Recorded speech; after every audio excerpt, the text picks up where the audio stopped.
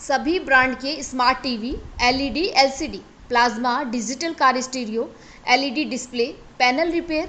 Mukesh Dagdi, mobile number 9414482993, saint Aslam school, Babu Mohalla, Kesarganj, Ajmer.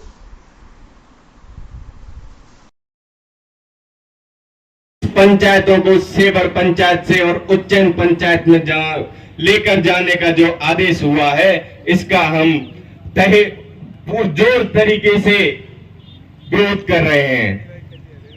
मैं आपको बताऊं कि पहले मुगल और तुगलक शासनकाल में जो उनकी शासन करने की नीति हुआ करती थी,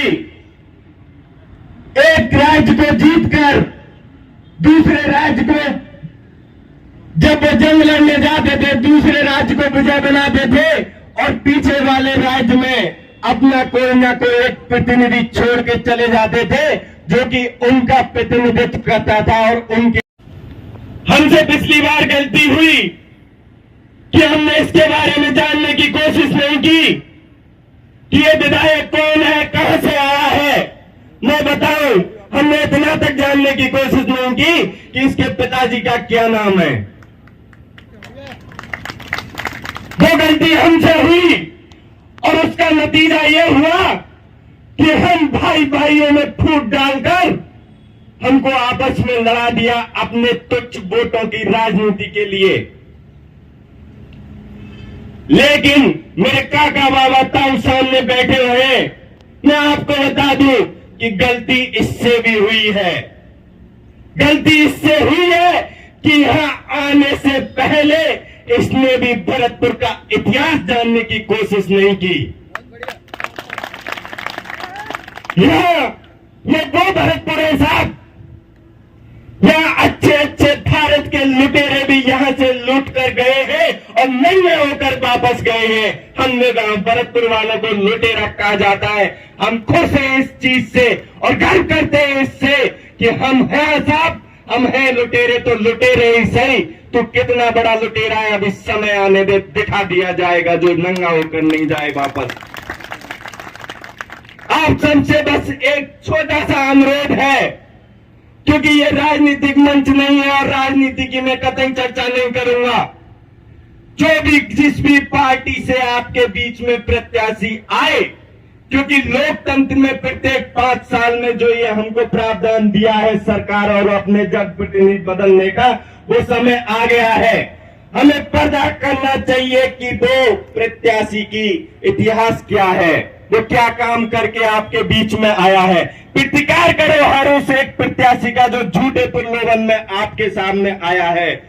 पता करिए कहीं वो कमीशन एजेंट तो नहीं था, पता करिए कहीं वो भ्रष्टाचारी तो नहीं था, पता करिए कि वो कहीं कोई ऐसे कार्य करके और हमारे बीच में हाथ जोड़कर खड़ा हो जाए कि मुझे आपकी सेवा करनी है। नहीं चाहिए ऐसी व्यक्ति की सेवा, बिल्कुल नहीं चाहिए। हमारी सेवा करने के लिए हमारे अपने भाई भतीजे बेटे ही काफी हैं। ऐसे कायर और बुजुर्गों की सेवा हमें कतई नहीं चाहिए। आप सबसे मैं अनुरोध करूंगा कि जो 4.5 साल में हमने पीड़ा और कष्ट सहे हैं, एक बात बस मन में ध्यान रख लें और अपनी बात को यही समाप्त करूंगा कि इस समय बहुत कम है, बातें और भी कर सकता हूं। एक बात हमेशा ध्यान रखें, मेरे बुजुर्ग बैठे हुए हैं सामने, मेरे युवा साथी भी बैठे हुए हैं। आप बुजुर्गों के हाथ में वो ताकत है जो कपकपाते हाथ हमारे सिर पे रख जाए तो हम इतिहास बदलने की भी सोच सकते हैं। हमेशा ये बात ध्यान रखना, 4.5 साल इसमें हमने कष्ट में भोगे हैं। बस एक बात मन में ध्यान रख लो कि जिस दिन अपना तीर चलेगा, जिस दिन अपना तीर चलेगा, हर बाधाएं चीर चलेगा। उम्मीदों की शुष्क तरह से फिर विजय का नीर चलेगा, फिर विजय का नीर चलेगा। अभी समय आने वाला है और विजय का नीर चलने वाला है। आप सभी ने इतने ध्यान पूर्वक सुना, सभी समझदारी के चरणों में मेरा प्रणाम। राम राम साहब। आज सभा करी, प्रदर्शन करो, घेराव करो प्रतिनिधिमंडल से मिलो, मुख्यमंत्री से मिलो, तरह तरह के तरीके हैं। और अंत में एक तरीका है जेल भरने का, जेल भरने का।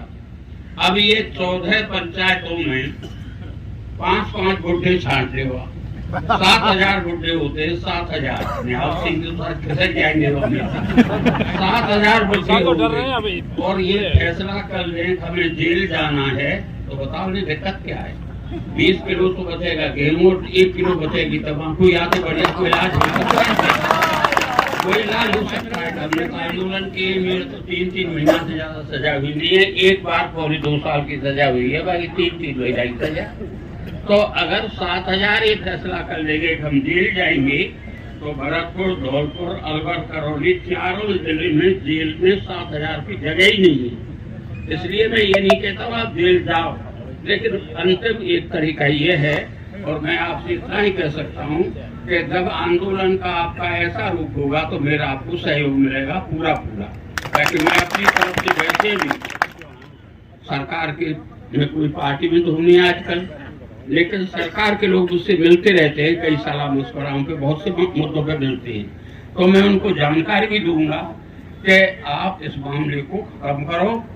और मैं ये नहीं कहता हूँ कि खत्म करने के लिए कोई उनके वायदा कराओ, ये लोकतंत्र है, बिल्कुल अनुचित है। ये कोई नहीं जानता होता क्या सेंस है यहाँ तो जाने की, सब जानते इसमें दिक्कत है। और एक जो ये चर्चा हो रही है कि विधानसभा बनेंगी, वे बनेंगी, इन सीटों का मत पड़ो अभी चक्कर में। ये तो विधानसभा वगैरह और तरह से बनती है, आबादी बढ़ रही है, आबादी के हिसाब से हर साल विधानसभा बनाते गए तो विधानसभा हो जाएंगी 5,000, फिर कैसे काम चलेगा। इसलिए आबादी के साथ इनका बैठाना पड़ता है तालमेल, वो तो एक अलग मुद्दा है। लेकिन मेरा तो आप सभी से आग्रह है कि आपने जो प्रस्ताव पास किया है, आपने जो इरादा दिया है, उसमें मेरा सहयोग, धन्यवाद। आपने बुलाया इसके लिए बहुत बहुत धन्यवाद। आज मैं राजनीतिक सभा और उसकी कोई बात नहीं कर रहा हूँ। एक बात मैं जरूर कहना चाहता हूँ कि हमने एक लड़ाई छेड़ रखी है पानी की, वो आपने सुन रखी है कि नहीं सुन रखी है? सुन रखी है। और वो लड़ाई ऐसी है, आप इस लड़ाई से भी 1000 गुनी बड़ी है। वो लड़ाई 1000 गुनी बड़ी, 13 जिलों में पानी का मामला है। आज उसकी स्थिति यह है कि राजस्थान सरकार ने तो इस योजना को स्वीकार कर लिया और मुख्यमंत्री ने आज भी ये कहा है कि चाहे कुछ हो जाए, केंद्र मदद करे या नहीं करे, मैं इस योजना को पूरा करूंगा। हम लोग उस योजना पे लगे हुए हैं कि राष्ट्रीय योजना बन जाए, क्योंकि अगर राजस्थान सरकार अपने साधनों से पूरा करेगी इस योजना को तो टाइम लग जाएगा। क्यों 7 वर्ष की योजना थी, 37.5 करोड़ रुपए का खर्च था। अब योजना अगर इन मदद नहीं करेंगे तो लग जाएंगे फिर 50 साल। तो आप लोग आह्वान पर यहाँ आ गए। इन 9 पंचायतों की आपकी इस उपस्थिति का ही सामर्थ्य है कि ये चिट्ठियां पहले ही जारी होने लग गई थी। विधायक आपके सामर्थ्य को मान चुका है, वो ये जान चुका है कि मैं गलत दुखती रग पे हाथ रख चुका हूं। पर ये इसकी नियत भी यही है और इसकी नियति भी यही है। इसके रग रग में बेईमानी है, इसकी रग रग में भ्रष्टाचार है। आपकी दुखती रग तो अब छिड़ी है। ये चैन क्षेत्र पिछले 4.5 साल, 4.25 साल से इस तरह की पीड़ा सह रहा है। छोटी छोटी चीजों में वो हमें बांटने का काम कर रहा है। यहां किसी पार्टी की बात नहीं हो रही है, यहां बात हो रही है अपने हक की और अधिकारों की। परिसीमन केवल जन भावनाओं के अनुरूप होते हैं। लोगों को सुविधा पहुंचाने के लिए परिसीमन किए जाते हैं, लेकिन यह परिसीमन वोट के लिए किए जा रहे हैं, केवल वोट के लिए। हम भरतपुर का सामर्थ्य दिल्ली ने भी देखा था और यह भी दिल्ली के पड़ोस में नोएडा से आया है। यह भी आने वाले समय में इस चुनाव में सामर्थ्य देखेगा। मेरी आप सबसे समय नहीं लूंगा, भैया बार बार टोक रहे हैं मुझे। मैं आप सबसे एक प्रार्थना करूंगा, आप किसी भी पार्टी के प्रत्याशी को वोट दें, लेकिन देख के वोट दें, अपने को वोट दें, जो आपके दर्द को समझ सके उसको वोट दें। यदि ये जोगेंद्र अबाना किसी भी दल से या निर्दलीय के रूप में आ जाए तो आपको सौगंध है हनुमान जी महाराज की, इन 9 पंचायतों में से अगर एक भी वोट उसे मिले तो आपके लिए लानत होगी। हमें ऐतराज नहीं किसी भी दल से, कोई पार्टी अच्छे व्यक्ति को टिकट दे और वो नेतृत्व करे, जनता की पीड़ा की बात करे। मैं एक छोटा सा समय और लेना चाहूंगा। अभी हमारे बाबा साहब बात कर रहे थे ईआरसीपी योजना की। केंद्र सरकार इसके लिए तैयार बैठी है, राज्य सरकार ही इसमें रुकावट बन रही है।